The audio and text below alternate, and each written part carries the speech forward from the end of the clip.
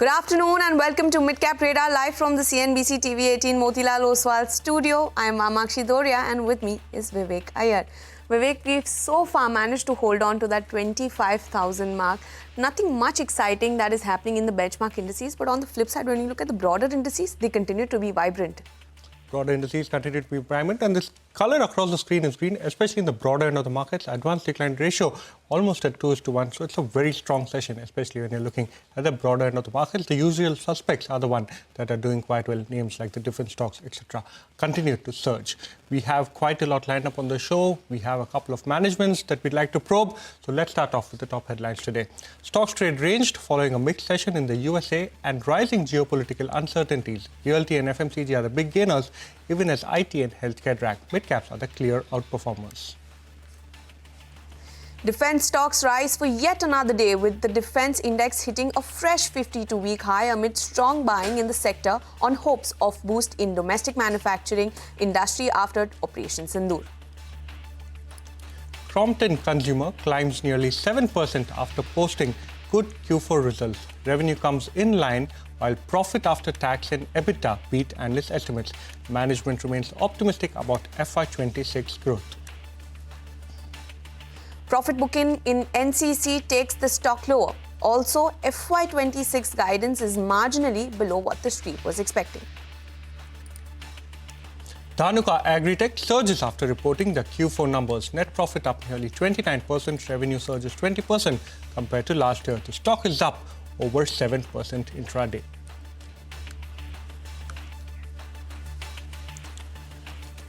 Well, the Nifty is seeing a downtick of almost 0.2%, but it is still managing to hold on to that 25,000 mark. The broader end of the market is doing exceptionally well. The mid-cap index is up almost 1%.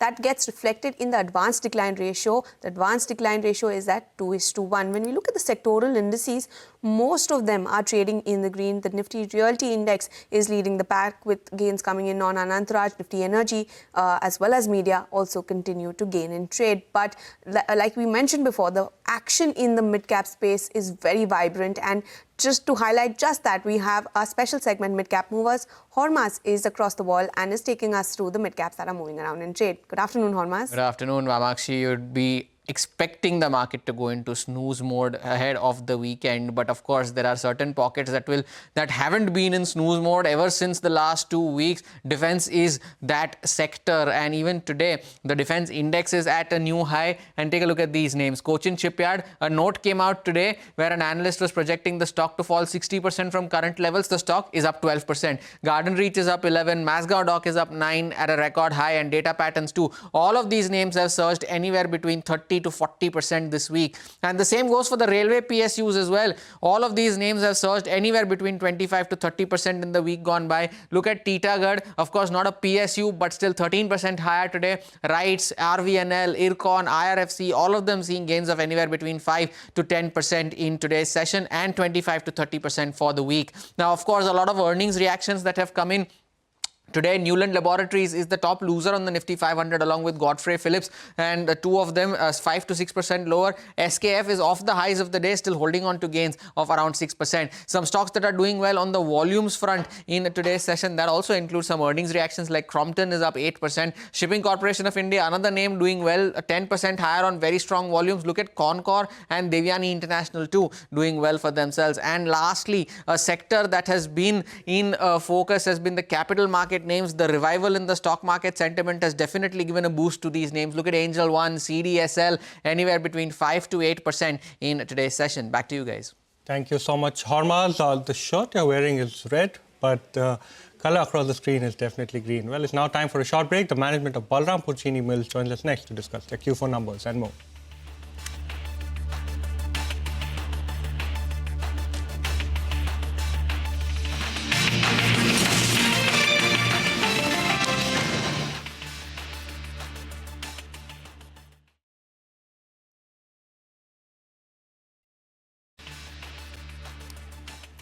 Well, good afternoon and welcome to Midcap Radar on CNBC-TV18. Let's go across to Balrampur Chini. The company reported a revenue growth of 5% in the fourth quarter due to higher volume in the distillery segment and increased realizations in both sugar as well as distillery. But sugarcane crushing was down almost 1.4% on a yearly basis. To discuss the numbers and more, we are joined by Pramod Patwari, CFO, Balrampur Chini Mills. Well, good afternoon, Mr. Patwari. I'd like to first ask you on the performance in FY25. Not such a great set this time around, but in the second half of the year, the situation seems to be turning around for you. So what is your outlook going into FY26 for all your segments, sugar, distillery, etc.? Good afternoon, and thank you for having me on the call. So we are dependent upon few factors, which is very difficult to predict at this point in time. One is the cane availability. So survey will be completed maybe around end of June. So we'll be in a position to give any indication of crushing for the upcoming sugar season post that only. We are also looking to government towards the revision of the ethanol prices for this year. You are aware of the fact that in last 2 years, in spite of increase in the sugarcane prices by 11.5%, we have not seen any increase in the B-heavy juice route ethanol as well as the juice route ethanol. And on top of that, government has increased the FRP for the upcoming sugar season, as a result of which the FRP has gone up by around 16.5% in last 3 years. So the revision on account of that is due. So that's the position at this point in time. Understood that, sir. So going into FY26, are you hopeful of a better scenario, especially when it comes to the macro environment? And number two, realizations have improved to close to 40.5 rupees per kg. Is this sustainable? Yeah, it is very much sustainable. In fact, the current realization for Balrampur is around 41 rupees per kg ex factory. And as of 31st of March, we are holding around 71.5 lakh quintals of sugar. And in April, we produce another 3 lakh. So that is totaling to around 74.5 to 75 lakh quintals of sugar, which is currently valued at around 35.5. This entire inventory will get liquidated within November. So at least for 2-3 quarters, there is a visibility. But as I was mentioning in my earlier remark, thereafter, it will depend upon the correct setting of ethanol prices. So what happened really when we divert extra sugar cane into juice-based ethanol and B-heavy, there is a sacrifice of sugar. So we needs to be adequately compensated on account of that by way of revision in the ethanol prices. Right. In the sugar season gone by, country's net sugar production is around 26 million ton, which is expected to go up significantly in the next year. That means it will result into surplus production of sugar. That can be arrested only and only when there is a proper juice-based and B-heavy ethanol prices. Otherwise, the sugar prices remain subdued, and which impacts the hour paying capacity to the farmers on time. Sure, and I'd just like to revisit, your comment on the ethanol prices. Now, like you said, FRP has been increased by almost 16.5% in the past 3 years, but the same sort of quantum of increase has not come in on the ethanol prices. So, so I would just like to understand from you, what is the kind of hikes that the industry is expecting for the ethanol this time around? Has any communication been made to the government, and what has their response been? So as far as the upcoming sugar season is concerned, we have not started our communication with the government. But if you see the price mechanism which was in place till 2022-23, it was a direct linkages with the FRP, and any increase in the FRP was automatically adjusted with the juice-based and B-heavy ethanol prices, with an ultimate mandate of passing that to the retail price of the consumers. So there was a direct pass-through. No absorption was taken at the OMC level, and no subsidy was given by the government also, which was disturbed in the year 2023-24 when the restriction was put in production of B-heavy and juice-based ethanol, which got lifted in 24-25, but the price revision has not happened. So if I go with the price linkage which was in place in 2022-23, then on the basis of current FRP of 355, there seems to be a gap of almost 10 rupees per liter. So I'm not suggesting that government will give us a hike of 10 rupees per liter, but that's the gap. Sure, sure. Understood that. So 10 rupees per litre is the gap that you're currently facing, and that could lead to margin pressures. Now, going into FY26, keeping all things constant, how do you see, guidance that you could give the street in terms of top line, in terms of EBITDA margins, as well as profitability? I'm afraid we don't give that guidance. A qualitative number, sir, what could be the or a ballpark figure that you could give us? So it all will depend upon the cane availability, and but as far as the sugar prices are concerned, we have given enough indication that 7.5 lakh tons of sugar which we are holding at this point in time will get liquidated within November. The carry cost of which is around 35.5, and currently we are selling sugar at around 41 rupees per kg. On top of it, ethanol inventory what we are having. In terms of finished goods as well as in terms of B-heavy molasses, which will get converted into ethanol. Around 8 crores liter of ethanol is expected to come from that segment. In addition to that, we are also targeting around 4 crores liter of ethanol in off-season out of maize route. Sure, and one news flow did come through this morning. There was a report that suggested that India was examining US request to abolish curbs on ethanol imports. So, what is your assessment? What happens if this does go through? Could supply probably outpace the kind of demand, especially in ethanol, and that could put further pressure on the ethanol prices? Is my understanding correct? So, you must have seen the news that government is pushing towards E30 now. So for E20, the requirement is 1,000 odd crores liter. And if the intent is to go beyond E20, that means E30. So I don't see any risk of supply being overshooting the demand as of now. Sure. Understood. And, just on the PLA facility, you had said in the past that October 2026 is when you want to commission it. Is it largely on track? And, some analysts also, I was just reading a report and they say that, this with the PLA facility coming up, your top line could, your EBITDA rather could see almost 30% CAGR over the next 3 years. So, is that likely? So as of now, the project is largely on track and we are targeting October 26 to be the date of commissioning. It is going to be 80,000 tons capacity on an annual basis. Maybe FY28, you will see a full utilization of capacity. So in FY26, what would be the, in FY27 rather, what would be the kind of revenue contribution that will come through? Because in FY28, when the plant gets commissioned, fully utilized, your revenues could be 2,000 crores is what you've said in the past. So in FY27, what could we expect? So if we are able to run our facility for say 5 months also, so I really don't know at this point in time, because initially it may take some time to scale up, to stabilize. So it will be difficult for me to give any prediction on this at this point in time. This being a new subject for us.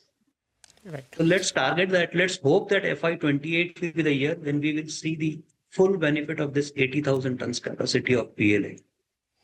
Thank you so much, Mr. Patwari, for joining us, giving us a sense of how FY25 panned out and the way ahead as far as FY26 is concerned.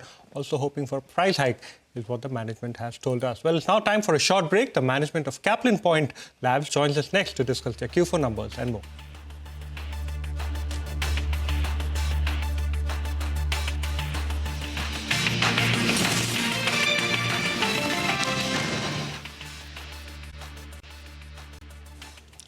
Well, as promised, we are now focusing on Kaplan Point. The company reported nearly 11% growth in revenue from a year ago, margin to see slight expansion on a year-on-year basis. Joining us now to discuss more is Vivek Parthiban, COO, Kaplan Point Labs. Welcome, Vivek. First up, let's start with your performance as far as the USA market is concerned. How did it perform? Number one, when it came to approvals, what is the drug pipeline looking like? And overall, has there been a bit of a slowdown in the anticipation of tariffs that may come about? Yeah, so we've had a good year when it comes to the US. In fact, we've grown across all parameters. Even while coming to approvals, I think we've had 8 approvals this year. Pipeline remains robust. We have another 13, 14 products under active review with FDA, so that should come through most of it at least should come through in the coming few quarters, which should set the stage for another decent year going forward. At this point, the whole tariff situation is a wait and watch. It hasn't affected us or any other generic companies per se, but we're all waiting to understand what could be the implications. But given the recent noise around big pharma, which is basically branded pharma, it looks like generics is likely to be exempted from any tariffs. Well, thank you for that, Vivek. This is Vamakshi joining in. Now, just sticking to the US market, right? The company has launched the front-end business in the US recently. How much of this, how much of this business actually contributes to your revenue currently, and what is the plan for scaling it up? Yeah, at this point, it's very small. The revenues from the front end, I mean, we are literally a few months old in the front end, right? So it's very small, negligible at this point. We are still very much a B2B company at this stage. Having said that, Kaplan Point as an entity, we've always been in the front end, whether it's Latin America, whether it's many parts of Africa that we used to be present in. So that's one of the reasons why we wanted to be in control of the marketing end of things, number one. Number two, also with generics, what happens is over a period of time, prices begin to erode. There could be competition coming in. The entry barrier might not be as much as it is in terms of big branded pharma, etc. So we wanted to take all of these into consideration and make sure that we are a little bit ahead of the curve when that happens. So we remain very confident that over a period of time, I don't have an exact number as to how many years, we remain confident that over a period of time, it will be pivoted towards a larger part of our business coming in through our front end compared to what it is right now. So how large would it be? Right now, it's almost 95.5. So I would say in the next 4 or 5 years, we hope that for it to be flipped over to 70-30 or something like that. Understood that. Well, give us a sense of the kind of opportunity that you're seeing, the kind of launch pipeline that you have in Latin America. You have presence both in Mexico, Chile, Brazil.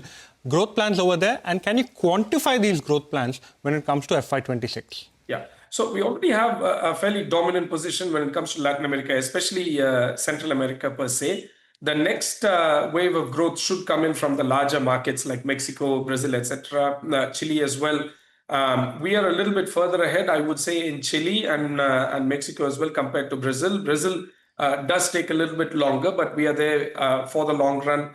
I would say over the next 18 to 24 months, there will be a bit of a gestation period where some of these products that we have filed will start to come out, and then we will need to get into, in at least the interim period, some amount of institutional business before we focus on what we are very good at, which is the private market. So I would say 18 months would be the gestation period for us to start firing on all cylinders when it comes to the newer and larger markets in Latin America.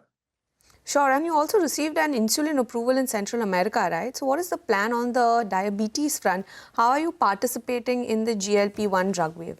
Yeah, so we've already had a presence in the anti-diabetes range in all of Central America. And so this insulin approval that we've partnered up with another company adds to the portfolio. GLP-1 products, I think almost everybody who has a presence in this institutional space and in this wellness space will have some amount of developments that are going on. We are trying to augment our pipeline in as many ways as possible, and anti-diabetes, anti-weight loss is something that is also part of our overall expansion. I would say sometime by middle towards later part of next year is when we will be launching our product in Latin America.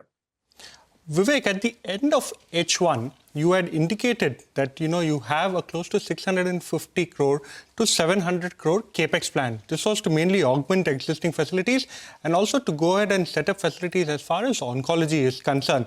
Where are we on that? How much of that is spent? FY26, what is the capex plan, and how will you go ahead and fund your expansion plans? Yeah. So I'm happy to report that we've completed our capex for the oncology side. Our oral solid dosages oncology division has been up and running for almost a year now. And the injectable division is going for trials in the next few weeks. So that is completed. The API for general category is also completed.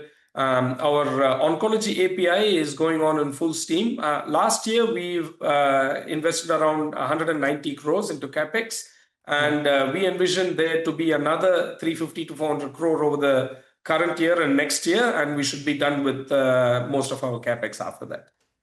Sure, Vivek. And this year you've closed with a margin of almost 33%. What's the guidance for FY26 then? We remain hopeful that we're at a good place when it comes to margins. In fact, across peers, I think our margins are probably better than most of the people. I would say, the three levers of growth that we have. Number one is the US front end. Number two is the oncology piece, and number three is the entry into larger markets of Latin America. Will start to pick up more steam, I would say, in the next 18 months or so. After that, there is a chance for these numbers to potentially move up a little bit, but at this point, I don't see us, having lesser when it comes to EBITDA or PAT or anything like that going forward. Understood that. Vivek, lastly, when we're talking about Kaplan Steriles, almost 20% of your total revenue now, a 15% growth rate over FY24. You had an important launch in January 2025. What has been the response to that particular launch? And going forward, can you tell us how you see that particular business scaling up? Eventually, what will be the revenue mix going forward? Yeah, so we've given public statements out that in the next few years, we expect the US business to hit $100 million mark. Hopefully that happens in the next 2 to 3 years. More importantly, I think what we are interested in is to make sure that it's a very profitable 100 million. Even if it takes a little bit longer, we want to make sure that our overall numbers, including Kaplan Steriles numbers, continues to be very healthy. And we're not really chasing top line just for the sake of it, So we are at a good space right now. Even in the US business, if you see, our EBITDA is more than 24-25%. And we expect this number to even inch up a little bit more in the coming years. So at this point, the US business is about 20 odd percent. In the next 2 to 3 years, I see this going up to 30% or even more than that. Sure, and you also have cash on books, 1,180 crores as of Q4, liquid assets of 2,000 crores as of Q3. Plans on M&A? We're not against it. We're actually, we're always open to something, but it has to be meaningful. We are just about getting done with a bunch of our CapEx. We want to make sure that we do enough justice to everything that we've taken on organically before we can look at something inorganic. But absolutely, we're not against it. It has to sort of fit in with our line of growth. It has to be a well-managed acquisition as well. So we're not against it, but nothing to report at this point. Understood. In case you do sign a check, what will be the likely size of the check? And secondly, what is the trend that you're seeing as far as generic price erosion is concerned? Is it high single digit or has it abated a little bit? Thankfully, in the injectable space, at least, we have not seen too much of a price erosion more than what has already happened. I would say, by and large, it has stabilized. And in a couple of instances, it's actually inched up a little bit as well. When it comes to acquisition, to be honest with you, we are not going to be against something even a little bit larger compared to what we are doing. So the fact that many people have asked us, why is it that we sit on a large amount of reserves? Number one, organically, we are able to put away 375 crores almost on a yearly basis just from our regular cash flow. So you can imagine that our Latin American business is very robust. Again, when it comes to M&A, it has to be something that really is meaningful towards Kaplan. It has to be something that fits in with our line of growth. And if the right opportunity comes up, I don't think we'll be shy to write an even larger check than what many people would even predict for us. Well, thank you so much for that, Vivek. That was the management of Kaplan Point joining in with us. Thank you so much. And we hope to connect with you in the quarters ahead.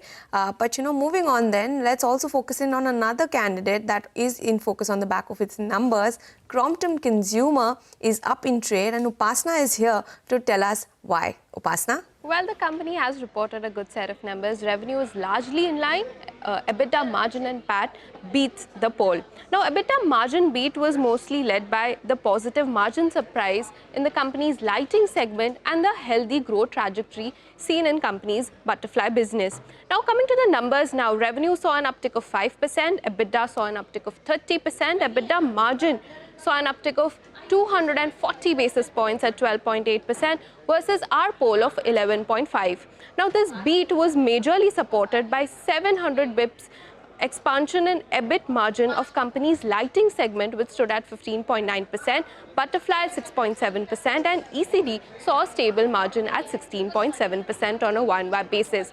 Now, PAT saw a growth of 29%, and company's key segment, that is the ECD segment, the growth came in steady at 6% in line with the street estimates. And this growth in ECD was mainly led by pumps and appliances. Now, coming to the company's con call, company has highlighted few important pointers in its con call. Now, here are some of the important takeaways. Now, company says that it is actively exploring greenfield manufacturing project with an investment of 350 crore, and phase 1 of this will focus on fans. It is also entering into high growth solar rooftop segment with a TAM estimated around 20,000 crores by the company. Now, pumps division continues to perform very well is what the company has highlighted, and appliances also delivered a high teen growth this quarter. Despite delayed summer in air cooler, saw a robust growth of 50% on a YoY basis. And lastly, company says that the consumer demand continue to remain subdued, but company remains optimistic about FY26 growth prospects. So good results plus upbeat management commentary.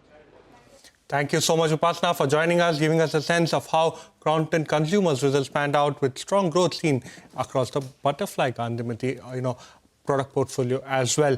Well, one stock, if we could pick up, that is HAL, Hindustan Aeronautics. That particular stock trending near the day's highest points, in line with the entire defense pack that's doing very well. But as we wrap up on this edition of Midcap Radar, here is some good news for our viewers. India's business news leader is now just a click away. Introducing CNBC-TV18's all-new app. Get instant access to breaking news, in-depth articles and financial world updates at your fingertips. Download the CNBC-TV18 app now from the Apple Store or Google Play Store, or just scan the QR code on your screen.